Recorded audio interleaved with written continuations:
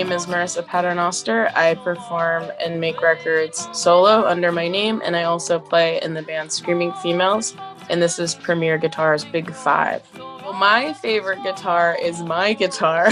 It is a G&L Strat. I forget the model number. I want to say S3000 or something like that.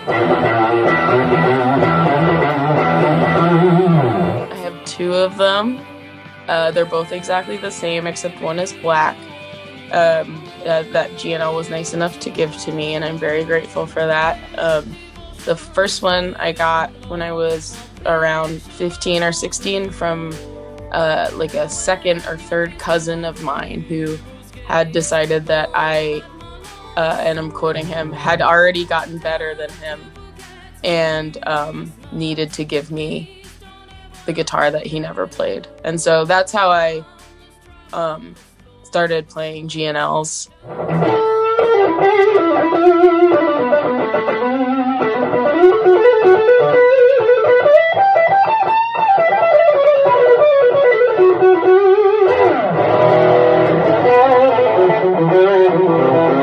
But yeah, I mean, I've tried a whole bunch of guitars, and the G&L Strat that I've had for my entire life as a player has been just my favorite one. I've never found one that I liked to play more than that. What I really love about my G&L Strat is just, I think there's a lot to be said about really sticking with the guitar that you grew up playing. Obviously, it has a lot of it means a lot to me sentimentally.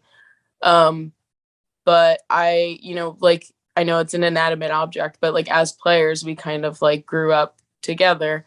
You know, it like travels really well, which is a huge, that's very important to my life in Screaming Females. Like it's very reliable. It doesn't break very often.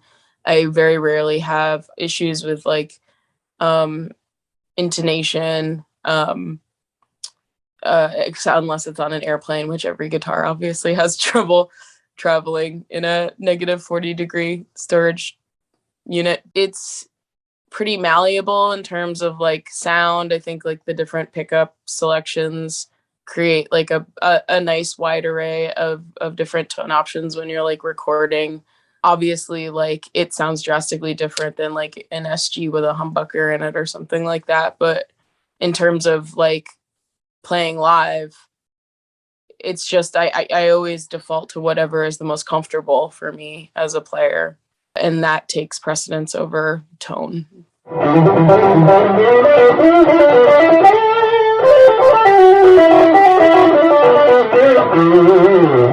In our rig rundown that we did, I think that maybe somebody pointed out that there was a hot rail in the bridge pickup.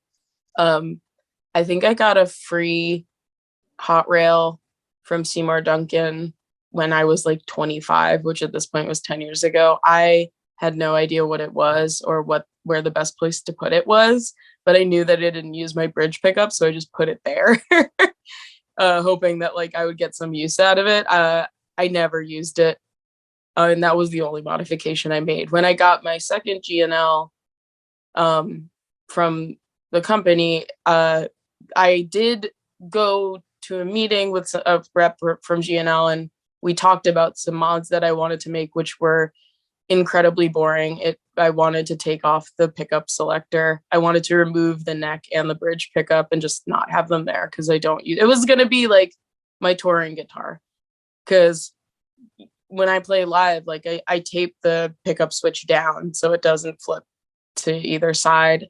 I was going to remove the tone knob completely and just have volume. With that being said, and this is totally fine, those things never happened, and I just got another Strat, and I'm so happy to have it. When people used to ask me what my Desert Island album was, historically, I would always say Wild Gift by X, the punk band from Los Angeles. This morning, when I was thinking about this question, I was kind of like, well, I still love X. They're always going to be one of my favorite bands, but maybe I should change my answer to what I've been listening to a bit more lately that I'm like super obsessed with. I would probably bring Nina Nastasia's Dogs, which is her first record. I don't know when Dogs came out, and I actually don't really know that much about her. I think that part of her allure and kind of the narrative that surrounds her is that she is very mysterious. But I got into her records at the beginning of the quarantine period, and I just like have loved and celebrated all of them. I think she's like one of the best songwriters that's alive on the planet, and all of her records sound beautiful and are recorded wonderfully, and I'm looking forward to whatever she does next. I guess my biggest guitar culture pet peeve was that as a person who identifies as a woman, I just have never felt included in any capacity. I still don't feel included. And I think that disassociation has made it so that I'm completely uninterested in being included, which, you know, sometimes does me an egregious disservice because I do play guitar for a living, but I'm not necessarily that interested in participating in it because, mostly because of men. Men have a way of making you feel small and incapable and like you're not enough when it comes to being a player. And I don't really want to be around that. And so I've very consciously, in a lot of scenarios, just mindfully separated myself from being around that kind of stuff because it just makes me feel bad and I don't really know what the point is. With all that being said, there are a lot of men who have talked to me like we're, you know, we operate on the same level or we're in the same world and we can have like a fair conversation that's back and forth where I don't feel like they're being pedantic or I'm being spoken down to. But for the most part, that is the case. And so instead of fighting, I kind of maybe have taken the path of least resistance and just kind of been like, I don't really need to participate in these conversations. I don't really feel compelled to.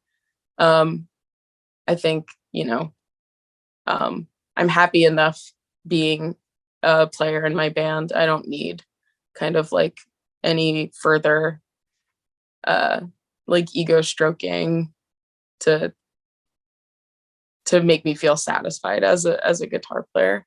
A lot of my playing was influenced by like my contemporaries because I started touring and Screaming Females at a pretty young age when I was like 19, you know, my early 20s. So a lot of the players that I really appreciated aren't necessarily players that a great many people would have heard of.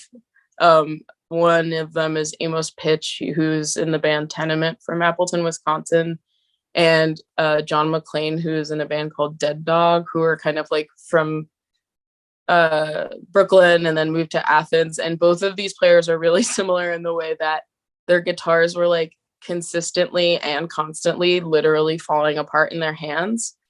And it was always just like such a thrill to watch them try to get to the end of the set with a guitar that would either like have no strings or the hardware was falling out of it. And it was more performative, almost like watching like a Fluxus event happen or like a happening occur. One time I saw Amos play his guitar with a concrete block. I really appreciated how players like Amos and John would kind of knowingly or not combine what felt like a performance piece or kind of like something more noise oriented with a punk show. It made it a lot more interesting for me on my end. And I also love their bands. They write great songs. Geez, I feel like my secret weapon is like my unrelenting and anxiety when it comes to like performing and kind of probably putting an undue amount of pressure on myself. With that being said, my anxiety often does me a great disservice and makes me uncomfortable when I'm not doing those things. And can affect my life in very negative ways. But there is something to be said, I guess, about it fueling a little bit of whatever drives me to continue performing and writing. I think my anxiety uniquely kind of couples with a compulsion, or it's like me having this like compulsory need to like make stuff, be it drawings or music, is probably just like a symptom of my anxiety, and the way that I kind of like satiate this like gnawing, which is what I feel like anxiety kind of manifests in your chest, like kind of like this gnawing need, and you have to figure out what it is or how to quiet it or how to satisfy it. So the way that I coped, especially as a young person and in my 20s and even now, is to make stuff. And even though that's not always the answer and it doesn't always make me feel 100% better, I have found that it's probably the healthiest way and the most productive way to have something that is probably considered to be generally negative turned into something that's really positive, a positive force for me in my life, and a positive force hopefully for the people who might enjoy my music and art. And with all that being said, I'm like really grateful to have all these opportunities to do it and have it be my job. I guess a more practical actual object that I consider to be a secret weapon, which is not a secret at all as a guitar player, is I really love using the Boss DD6 warp function, which I think I talked about in the rig rundown that we did, because it's like probably as important to me as my overdrive pedal. I really like using it to add like texture to solos and use like obviously everybody loves like some sweet delay oscillation. So I just haven't really ever found another delay pedal that kind of does that. And it makes like improvising solos and playing every night just like a little bit more interesting for me. So yeah.